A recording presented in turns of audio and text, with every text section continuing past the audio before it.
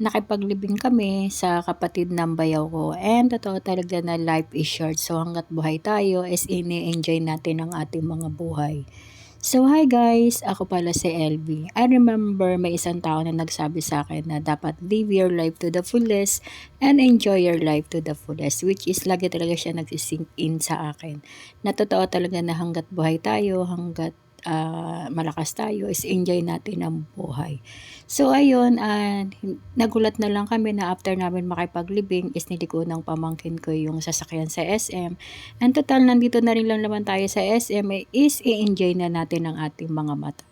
So ayun guys, nag-sink in lang sa akin na dapat talaga hanggat malakas tayo, hanggat kaya pa natin mag-enjoy, kaya pa natin na makabanding ang ating mga mahal sa buhay, ang ating pamilya, kaibigan, kamag-anak, or mga katrabaho, or kung sino man yung nakakasama natin araw-araw, is dapat talaga sulitin natin.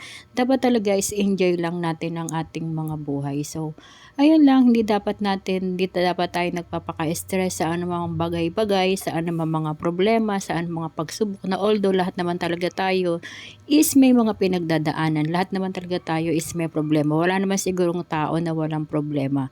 Kasi ibig sabihin pag may problema ka is buhay tayo. Ibig sabihin kaya tayo may problema kasi nga nandito pa tayo. So siguro pag wala na tayong buhay, wala na tayong problema. Hindi na natin yun mararamdaman. So ayun lang, syempre number one pa rin natin inaalagaan yung ating spiritual, yung ating emotional, mental, and physical. So dapat yun.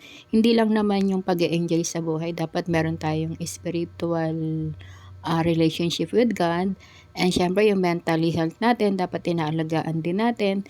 Yung emotional din natin, emotional ng mga nakakasama natin, ng mga mahal natin sa buhay, is inaalagaan din natin. So, yun lang guys, na-share ko lang na dapat talaga sulitin natin ang mga bagay, ang mga araw na mayroon pa tayo dito sa mundo kasi wala naman talagang permanente. Sabi nga sa Ecclesiastes 3:30 na for all those who have one place. Ibig sabihin kung saan tayo nanggaling is doon din tayo babalik.